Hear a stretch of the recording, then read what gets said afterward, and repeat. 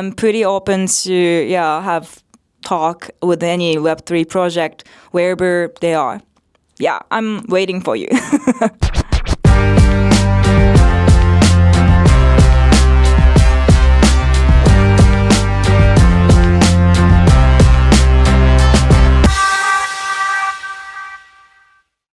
I'm very excited to be here today. Thank you for having me.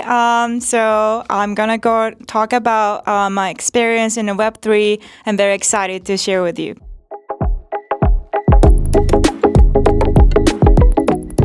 Yeah, sure. So my name is Arisa. I'm from Japan. And originally, I was born in the United States, but when I was 2 years old, my family went back to Japan, so I couldn't speak any English. But I really wanted to come back here, so I really studied a lot. And then finally, I'm here 2 years ago. But before coming here, I was actually spending a little bit of time in Italy, trying to learn some Italiano, and then finally made it back to United States. So this is me, and currently I'm working in the BC and accelerators, especially focusing on the Web3, and then actually living with 100 founders all over the world together in the amazing and crazy, in a good way, accommodations in the Silicon Valley that is called DraperU University.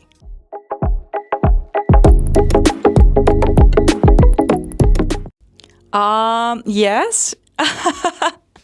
But I guess not much, because I was putting a little bit money to see how it goes, and then just trying to understand like how those money works, and then wanted to see the difference.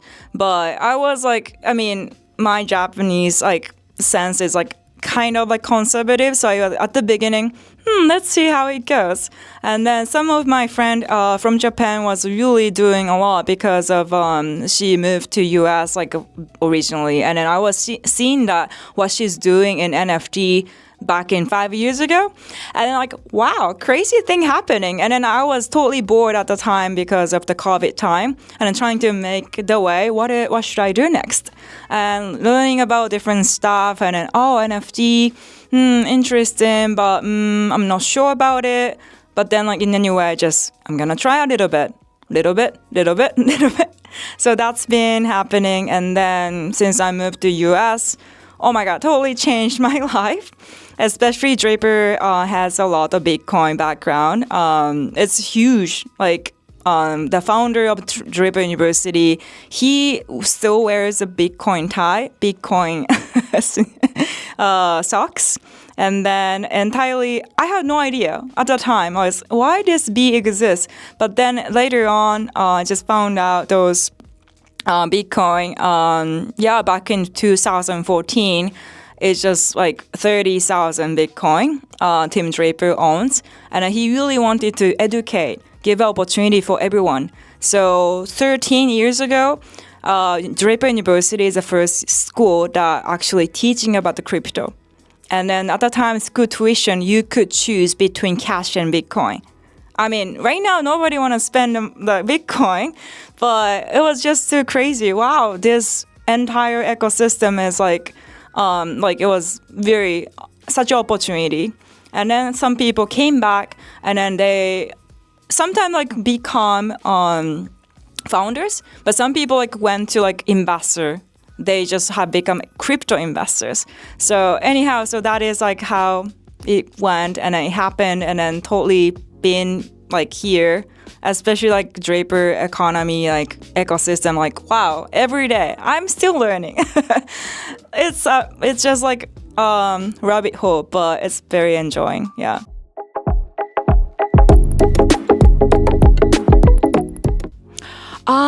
So I really love the new opportunity. So whenever people don't understand anything, that makes me very excited. So probably maybe my friends in Japan, probably they might not be understanding what it's doing, but I'm pretty excited. Especially I have to learn a lot of things, and I love learning about the unknown thing, because I'm very curious to learn new things.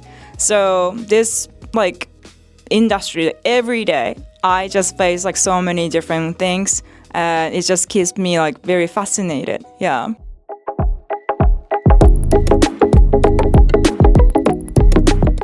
Yeah, great question.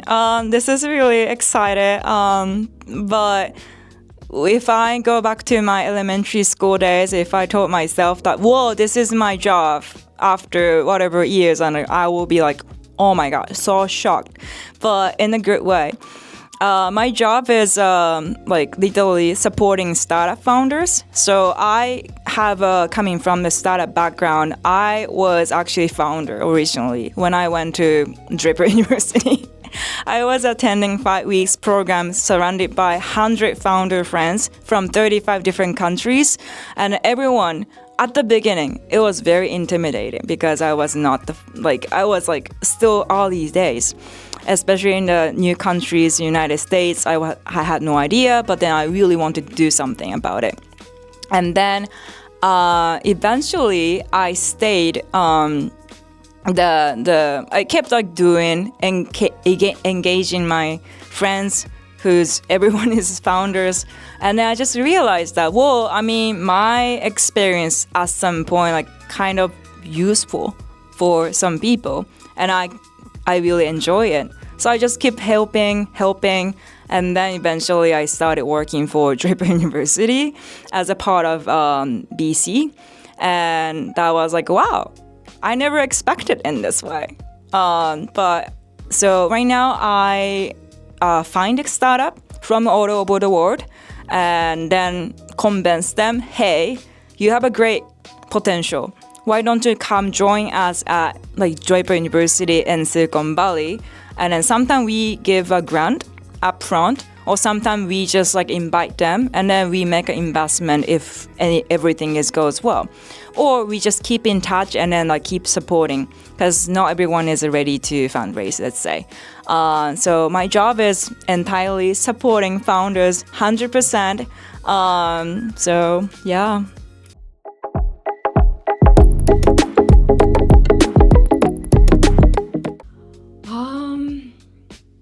That's a good question. I actually have so many things I want to say, but two things. Let me think.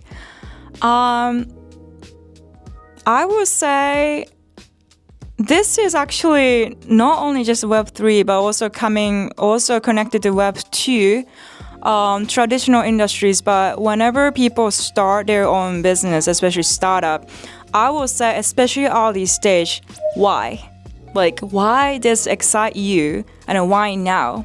And this is like giving us like some vision. Why are you working on this? Why this thing is bother you? I want to know why, and I want to know how we can help you. So if anyone is really so sure that this is like why I'm doing this, I want to hear the stories. So the purpose, meaning, vision, that's amazing. And of course, making money is important, but the money shouldn't be the only like reasoning why people are running, because at some point, maybe that's not going to be lasting.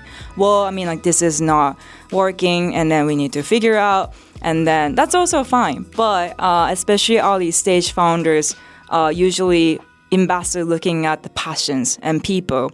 We cannot change those founders. We can change the business model, but CEO, COO, CTO, those like early founders like really important. So that is one thing. Oh my God, this is so nice. But the second one is maybe focus.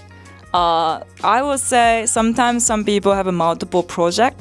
It's nice to try out different things.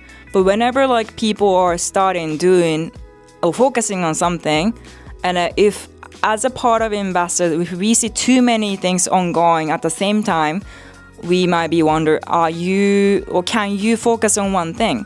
Like 100% focus. Eventually, like what is a priority for you? So that we can also figure out, this is a side business, this is actual main business, or this is a passion business. So that is pretty much how you communicate is also important, and how you put the information online, Because LinkedIn, for let's say, if you see you haven't updated, some people will still look at that kind of information. So make sure it's updated. Is it something that like it's necessary to say this or multiple things at the same time? Too many information. I think it's better to organize. Yeah.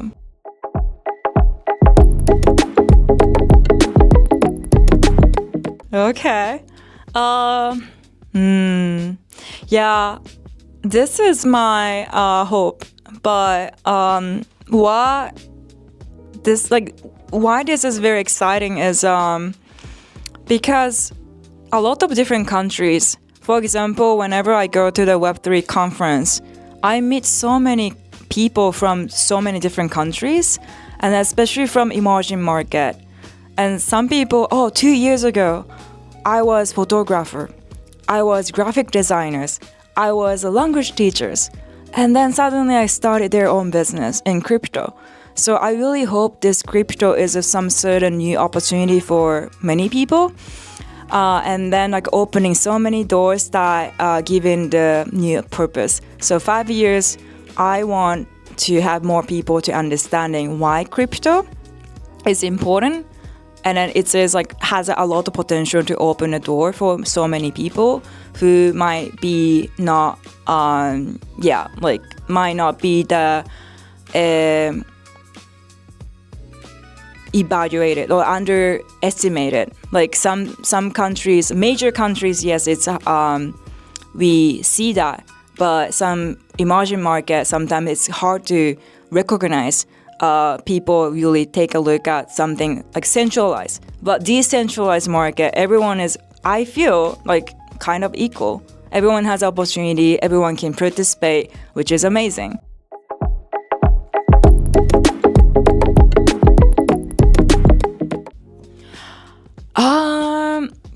Could be. I came from Japan, and I definitely see that any certain businesses, it's so common still. It's so common to be more less women. And I consider, no wonder. But especially in the crypto, I really wish I could have more female friends, let's say. Because I want to talk about those things and then just like have fun, and then not like, are you doing something like people cannot understand? No, I want to make it more normalized, and then so that a lot of people also can make new opportunities and opening door. This also goes to the woman or any kind of genders that sometimes, maybe those any kind of genders.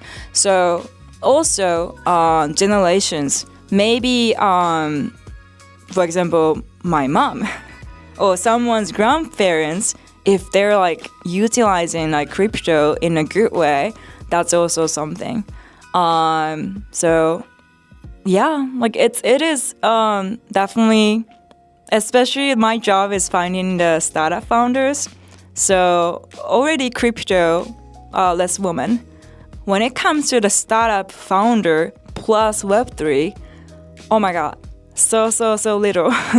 So I really want to encourage everyone to be like challenge this and then like take opportunity, like maybe try something new, because this is super new, and someone who's experienced in this industry is not like 20 years, like still less than that.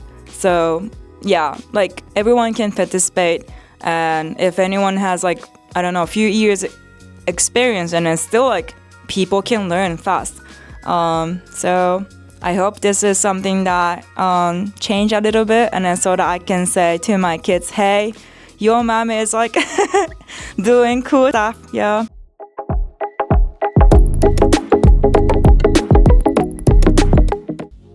So if you have a business, so we have some program right now. We're having the Cardano program ongoing, which is pretty excited.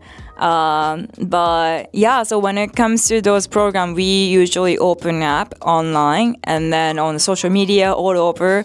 And we are actively looking for those startup founders from anywhere from the world. So people doesn't need to have the U.S. entity, or they don't need to have entity at all whenever they're coming here, because we can also lead them to how they can open their entity or how they can be ready to fundraise.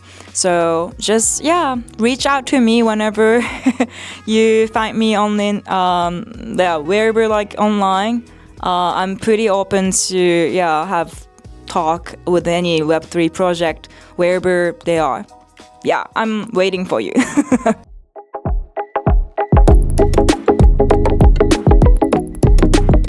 So I'm very excited to welcoming everyone to this Web3. And if you ever like deciding if you should move forward, I think I would say go for it. Go for it, and then always say yes to the adventure. And then this is a quite great adventure for me, at least. And then I hope we can maybe meet somewhere in person, and then ever like visit in DraperU University. And whenever you guys come into San Francisco, I will be probably there. But yeah, I'm very happy to be here today and then sharing my stories. I hope this is somehow like insightful. And yeah, please feel free to follow me on LinkedIn, Twitter, X, anything. Well, thank you so much.